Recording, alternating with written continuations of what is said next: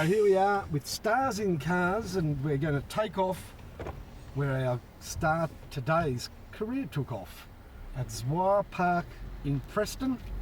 And of course, you probably already can work out who it is. See him.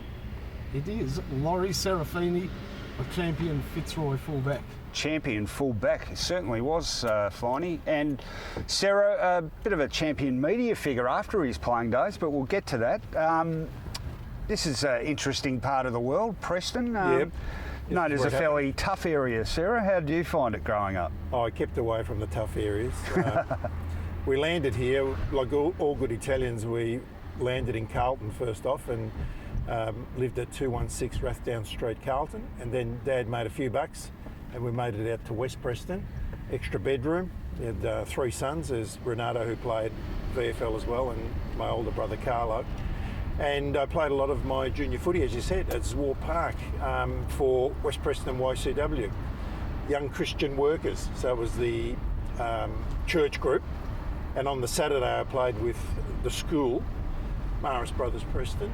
So as most kids are doing these days, there was a game on Saturday and a game on Sunday, and when you're 12, 13 or 14, you back up very easily. It was good fun. So one of your local opponents would have been the famous Preston Swimmers, wouldn't it? Because I've always loved the name of that club. I think Gary Wilson played there, didn't he? Gary played for Swimmers. They were in a different comp. Oh, were they? Yeah, okay. They might have been the Protestant side. The underwater competition. Yeah. But he played at that ground, and I never played against Flea, but obviously played with him at Fitzroy. Fantastic player. But we all grew up around West Preston, and his father owned the local news agency. And Gary was there as a pimply-faced 18-year-old selling newspapers and breaking into the Fitzroy firsts back in about 1970, 71. Well, speaking of Preston Swimmers, I actually pointed the car back in the direction of the Zwar Park, and they were called Preston Swimmers why?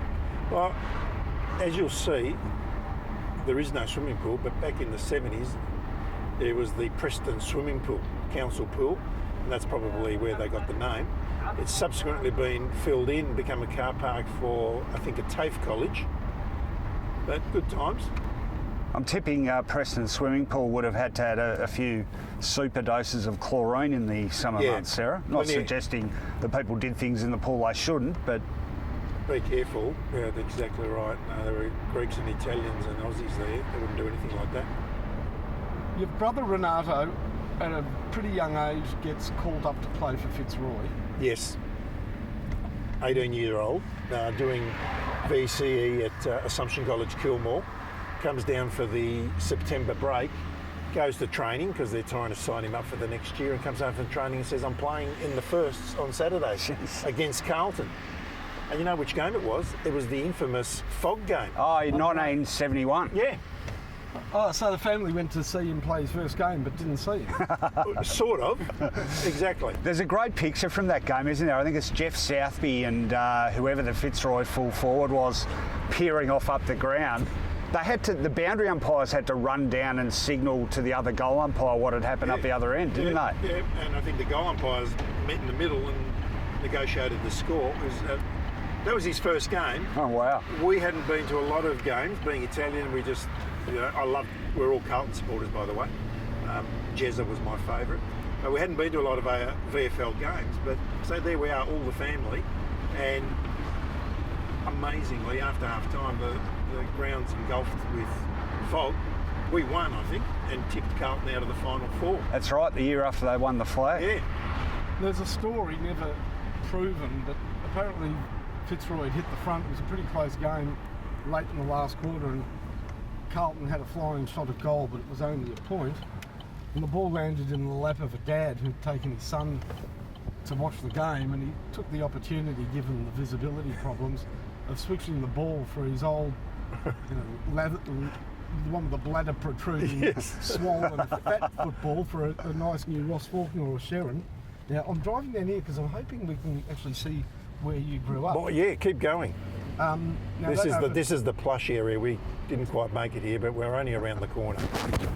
The story was Southby went to kick it in. Fitzroy fullback went to kick it in, and when the ball sort of ended up back in play, they couldn't kick it more than 15 metres. I think it might be a story to fit the fog, but Possibly. made for a good story. I wouldn't have had a lot of spare footies in those days either. No, not Fitzroy. The journey then, as your brothers played league football, at the time, obviously you played a lot of footy in the backyard with Yes. Renato and Carlo. Yeah. Did you think that you might measure up? If Renato went down there and 5 minutes later was playing in the ones, did you think you might be a chance? Yeah, not really. He was a very good footballer. Like he would have been number 1 draft pick these days. He was captain of their first 18, which Assumption College had a fantastic reputation. He was captain of the athletic team. He was in the senior first 11 cricket team, so he was an all-round sportsman. I was just a good young player with him playing at Fitzroy. I just worked my way up a little bit. I ended up at Assumption College, Kilmore in year 11 and 12 on a bit of a footy scholarship. And I was always one of those guys that was a year younger for his class. So even when I finished year 12, I was just turning 17. So the following year, I was still eligible for the under-19s, but I chose to have a year in the amateurs. I played for Assumption College Old Boys, D grade. Findy, you'll appreciate this. Played against Ajax. Oh, that would have been Tough. They had Michael Ritterman, who just finished playing for Melbourne. Yeah, the Ritterman brothers would have been there, and that would have been... Pretty famous. It was Catholics versus Jews. Yes. And Yep. I'm sure both sides let each other know. Yep, all of that. Enjoyed that year, and then I was invited back to Fitzroy, and so my first season was 77. The team was middle, low ladder, just in the middle there, and I started in the thirds. So Graham Campbell, was he senior coach No. then, 77? First one was Kevin Rose. Oh, yeah, okay, yeah. Take a right here. Yep. And this is where it all happened. Kevin Rose was the senior coach at the time, Yep. and probably coached for a year or 2 or 3.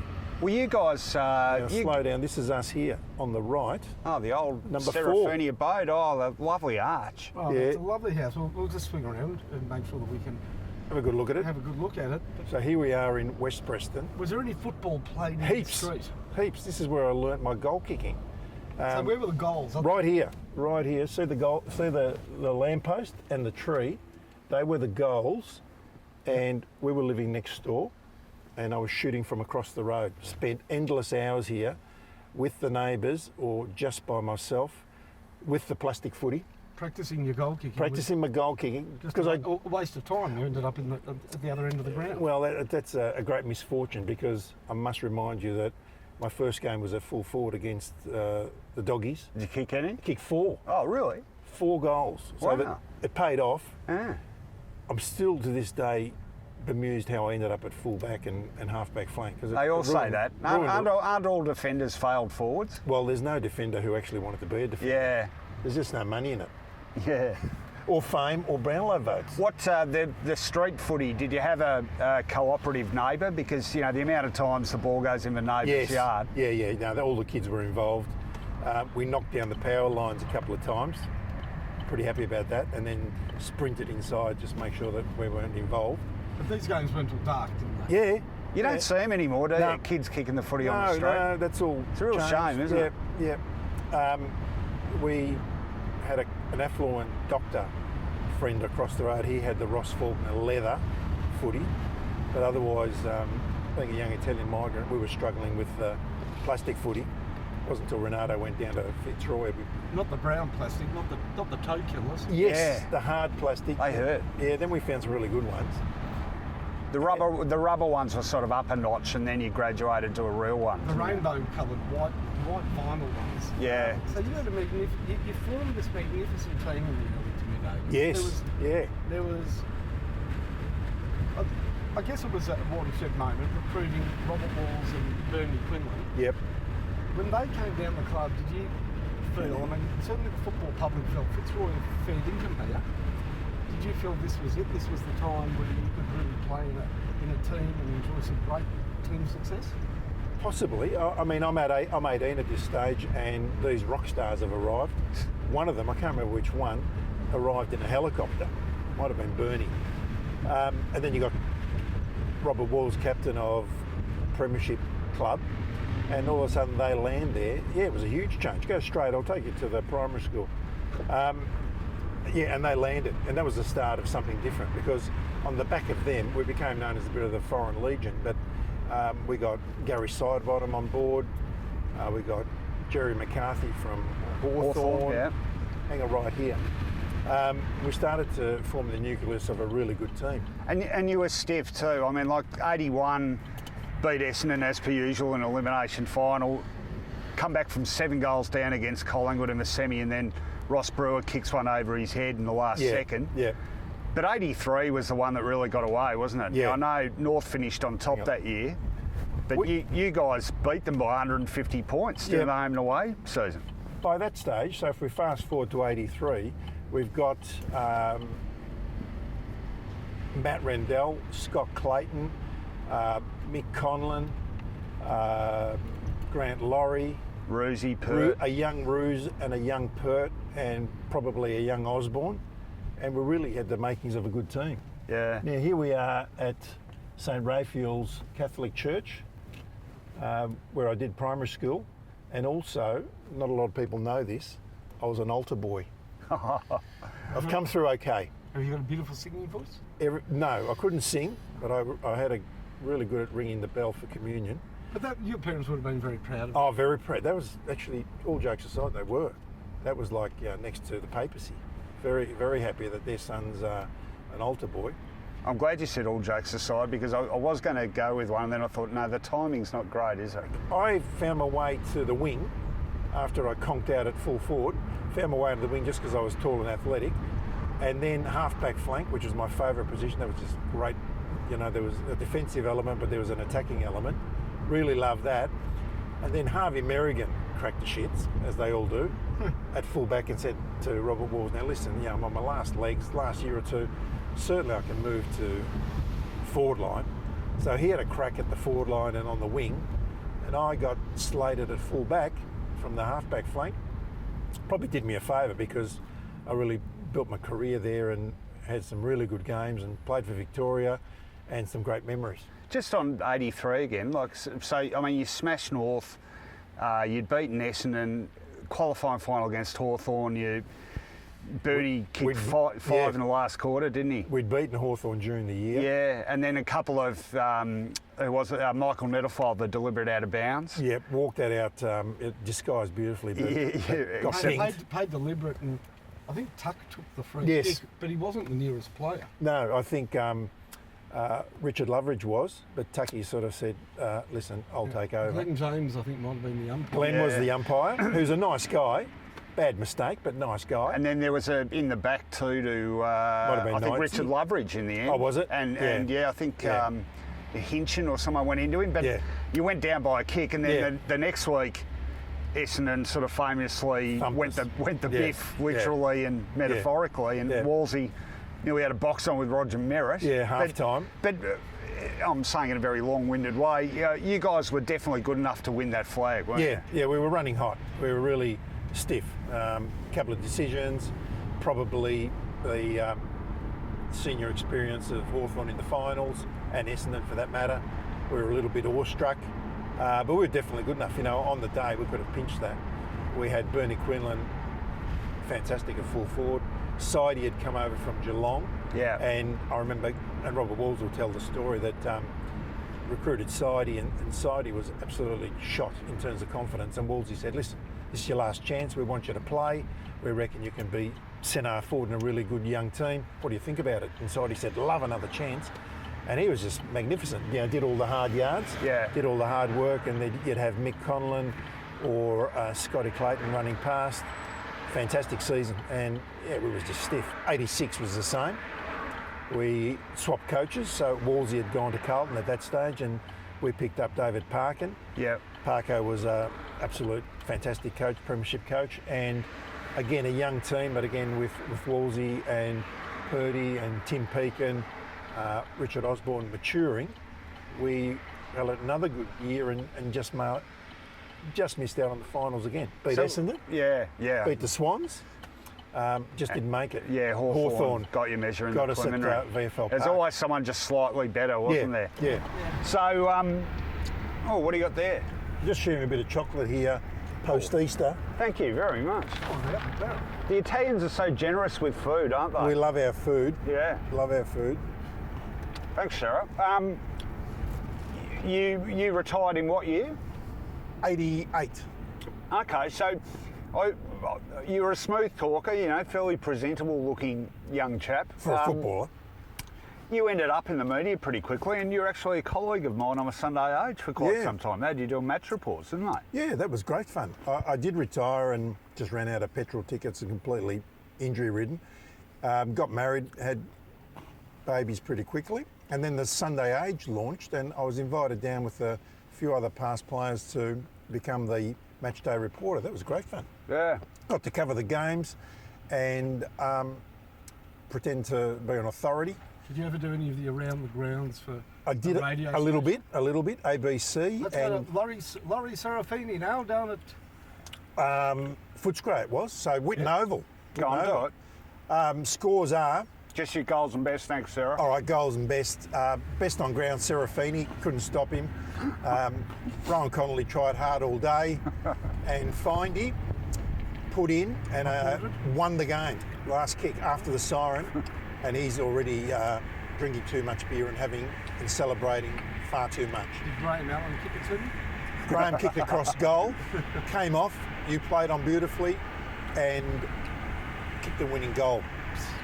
So, and then you sort of gravitated back towards not Fitzroy, now obviously sadly departed, but Yeah. the latter day remnants, if you like, at Brisbane and became a very influential board director of the Brisbane Lions. That was great fun. I was on the board when we won the back-to-back. Three flags, yeah. Yeah, fantastic. Two quick stories there. One was, so Scott Clayton, my former teammate, is general manager of football there at the Bears, and he rings up and says, look, they'd like you to be on the board of this new team, the Brisbane Lions. And I said, why me? And he said, oh, well, look, you're good on your feet, and you're a vice captain, and love to get you involved. So Andrew Ireland, who's CEO, gives me a ring and says, love you on board. And I said, let's do it. Yeah, I'd love to be involved.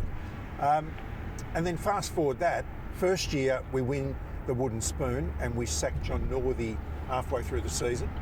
My wife turns to me and says, this is just like Fitzroy. Yeah. Then Andrew Ireland rings me and says, look, I'd like you to come to just a local restaurant in Melbourne. We're starting to recruit for senior coach. We had a couple of presentations, and in walks this short, well-built guy with a moustache, ex-Hawthorn player. I'm tipping you recognised him. I recognised him, said hello, tried to chase him around Junction Oval a couple of times. Lee Matthews says, look, I'm half interested. I've never really moved very far from Melbourne and Victoria, but tell me about it. And all of a sudden, he becomes the senior coach, and rest is history. Yeah. Started to work our way up the ladder. Jonathan Brown, young Simon Black, young Luke Power. Lynchy's there. Lynchy awakes from his slumber. Had a couple of years off there with That's a bit chronic cruel. fatigue. Yeah, apologies, Lynchy. Just trying to use some humour. But fantastic time to be involved. Yeah, led by Vossi, just the best captain ever. Powerful team. Oh, aren't fantastic, fantastic. You left one name out. Acker, That's right. how good was he? A finisher. It doesn't come much better. they? Are you saying he deliberately left him out because everyone's turned on Acker? I could talk about every line. Justin Lepich. Then, Hey, don't forget Pikey, how good a pickup was he? 4-time premiership player. Correct. Pikey was just fantastic. But the other one I was thinking about, talking about full-backs, all of a sudden Mel Michael lands there. Yeah. Discarded from Collingwood, turns into a fantastic full-back. Yeah. A cracking bloke too. Isn't he a great guy? I went to Ireland with the 2004 Australian team and Mal was on that trip. He spent all his time hanging around with the journos. He didn't want to hang around with the players. Now, this has been a fascinating chat, Sarah, about your upbringing, about your footy, the changing cultural face of Preston, but we've neglected something here, Finey. Now, when you talked me into this segment, you said that we would, whoever we got, we would make sure that we got them to bring along their favourite record and show us their favourite record. Now, We don't need to with Laurie because he's a singer. Well, I know he used to be involved with Eon FM and they and Triple M, and they love their rock music. But I've been looking forward to Sarah's choice. All right, so, well, Sarah, we asked you to bring something along. I've got something here. Yeah. What have you got just to for show, us? just to show all the viewers how old I am. I've actually got vinyl. And some of the young kids wouldn't know vinyl. I think I've got a turntable in the car. Well, I Dean thought you Martin. might have. I've got this one here, which is probably the largest selling football album in July Footy favourites. 1981. There it Just is show there. everyone, just put it back a bit so they can see it.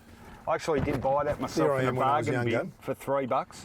Yeah, they're on between the late Trevor Barker and Timmy Watson. Everyone did a song, and your song, Sarah, was? at the Hard Rock Cafe. Oh, yeah. Wasn't my favourite, Yeah. but because I was with Fitzroy, the other guys go. had chosen the better songs. We had Ruby, Don't Take Your Love to Town. Oh, Tim Watson did that. Michael Turner, I Go to Rio. Yep. Mark McClure, Imagine. The worst one. Oh, I can tell. Don't tell me the worst by a mile. The worst thing was Templeton. Robert Flower, Macho Man. Absolutely correct. awful. And Michael Moncrief, Don't Stand So Close to Me. Which was how he used to play his footy.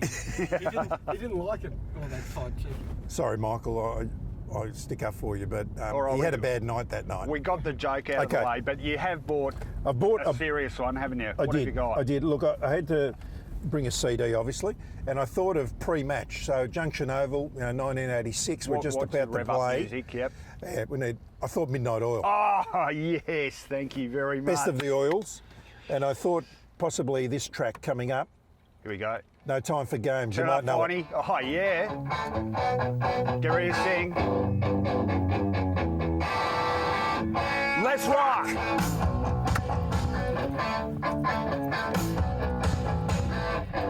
How good's this?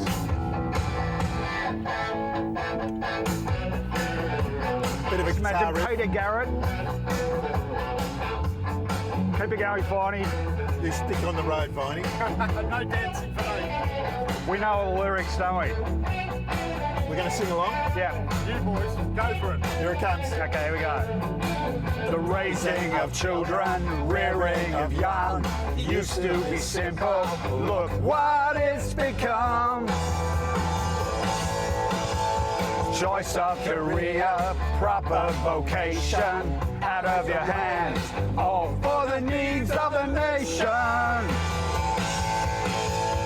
No opposition in the modern child. Wasted lessons of pleasure and pain. Easy to follow your natural instinct. Easy to follow, much too hard to learn. Good stuff, Sarah. Useless expressions and sporting aggressions. Don't waste my time, can't wait for the end of the session. What opportunity, the modern child. Wasted passion and wasted time. Some kids got no time for playtime. Some kids, they got no time for games. Some kids got no time for playtime. Some kids, they got no time for games. Gary goes crazy.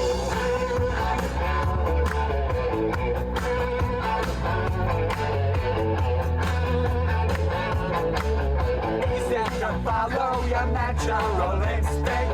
Easy to follow, much too hard to learn.